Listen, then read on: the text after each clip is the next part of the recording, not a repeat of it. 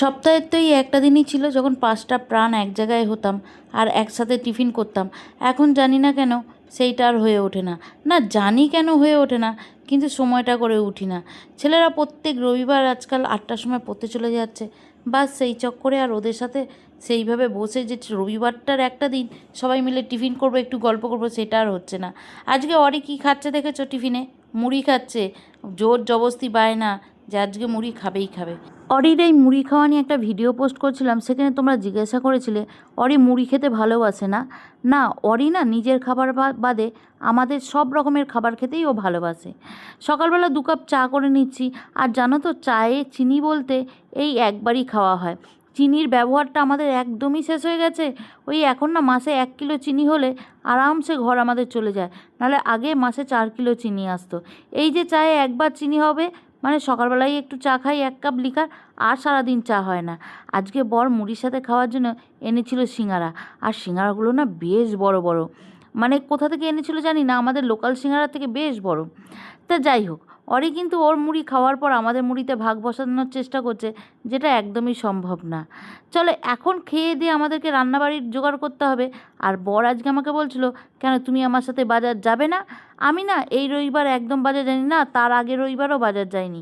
কেন বলো তো, আমি বিগত কত বছর ধরে প্রত্যেক রবিবার সপ্তাহের জিনিসপত্র গুছিয়ে নিয়ে আসি তো। তা আমি ঠিক করেছি এবার থেকে আর আমি সেটা করব না, ও সেটা করুক। কারণ না ও না বাজারের ওই হিসাব নিকাশগুলো দেখছি মাথা থেকে সরিয়ে ফেলছে আস্তে আস্তে। তাই ভাবলাম যে না, একদম যদি ও সরিয়ে ফেলে না, আমার মাথায় এসে চাপ এসে যাবে। তোমাদের মধ্যে এক বন্ধু বলেছিলে না, দিদি তোমার হাজব্যান্ড তো তবু রুটি করে দেয়, তোমার সাথে হেল্প করে দেয়, আমার বর না সেই বাজারটাও আমার সাথে করে দেয় না। ও বাজার থেকে আসার পর ওকে বললাম, ছেলেদের যে স্টু হবে, পেঁপে কোথায় গো? ও সঙ্গে সঙ্গে দেখালো, দাঁড়াও এক্ষুনি পেরে দিচ্ছি। পেঁপে গাছটাকে না জানলার সাথে একদম লাগোয়াভাবে উঠেছে তো, আর জানলার সাথেই টেনে বেঁধে রাখা রয়েছে, সেটা না হাত বাড়ালেই টপ করে পারা যায়। আমি না পেঁপে পাকা খেতে ভালোবাসি, কাঁচা অতটা আমার ভালো লাগে না। ভেবেছিলাম পাকতে রাখবো, কিন্তু একটা পেঁপে গাছে আমি রাখতে পারছি না, পাকাতে পারছি না, কাঁচাই খাওয়া হয়ে যাচ্ছে। তবে হ্যাঁ, কাঁচা পেঁপেও তো শরীরের জন্য খুবই ভালো।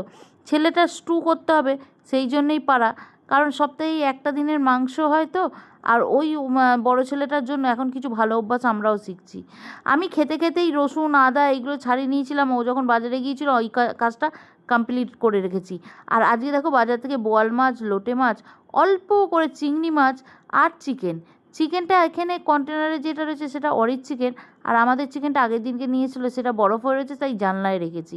লোটে মাছগুলোকে আমি ভেবেছিলাম রসুন পাতুরি করবো, সেই জন্য বলেছিলাম একটু মোটা মোটা লোটে আনবে। আর এই দেখো এমন লোটে এনেছে, মনে হচ্ছে না লোটে রিকেট রোগ হয়েছে। 1 ফোঁটা গায়ে না মাংস আছে না কিছু, পুষ্টিজনিত অভাবে সে ভুগছে। আর চিংড়ি মাছটা দেখেছো, এই কটা চিংড়ি মাছ আবার সে দুভাবে রান্না করতে বলেছে, একদিন হবে ভেন্ডি দিয়ে আর একদিন হবে কচুরমুখী দিয়ে। তা যাই হোক, আমি সেইটাতেই অ্যাডজাস্ট করব। ওই যেমন চাদর তেমন পা ছড়াবো। আমি না মাছ ফ্রিজে রাখার সময় ওই একটু নুন আর হলুদ মাখিয়ে রাখি। আগে এমনি রেখে দিতাম, নর্মাল ধুয়ে রেখে দিতাম, কিন্তু আমি দেখেছি নুন আর হলুদ মাখিয়ে রাখলে না টেস্টটা একটু ভালো থাকে। অনেকে আমাকে বলে যে তোমার ব্লগে কোনো চাকচিক্য নেই, কিছু নেই, নর্মাল সাধারণ লাইফ, কী শিখবো? দেখো, শেখার মতন আমার জীবনে কিচ্ছু নেই, যেভাবে অতিবাহিত করছি সেইভাবেই তোমাদের সামনে তুলে ধরছি। ওই আমার ব্লগ থেকে তোমরা দেখতে পাবে তোমরা নিজেকে কিভাবে তোমরা আমার মতনই পরিশ্রম করে সংসারটাকে টেনে তোলো। অতি সাধারণ মানুষ আমি, অতি সাধারণভাবে তোমাদের সামনে প্রস্তুত করি। রান্নাবাড়ি আমার প্রায় শেষ। আমি এবার ওনাকে বলছিলাম নিচ থেকে চিল্লে চিল্লে যে ছেলে আনো, ছেলে আনো। আর এই দেখো, একজন কুম্ভকর্ণ আর এই কুম্ভকর্ণের ছেলে, দুজনে এইভাবে একে অপরের গায়ের ওপর ভোঁস ভোঁস করে নাক ডাকছে। এক ঝাঁঝানি দিয়ে ছেলে আনতে পাঠালাম। আজকের রবিবারের বাজারে কি রান্না হয়েছে তোমাদের দেখাই। হ্যাঁ দেখো, এখানে লোটে মাছটা করেছিলাম, যেটার গায়ে মাংস ছিল না, তবুও চেষ্টা করেছি মেকআপ দিতে। আর চিকেনটা হয়েছে দুভাগে, একটা হয়েছে কষা, যেটার 1 পিস আমরা নেব আর বাকিটা রাত্রিবেলা রুটি দিয়ে খাবো, আর বাকিটা হয়েছে স্টুটার এই অভ্যাসটা আমার সত্যি কথা বড় ছেলের জন্য হয়েছে।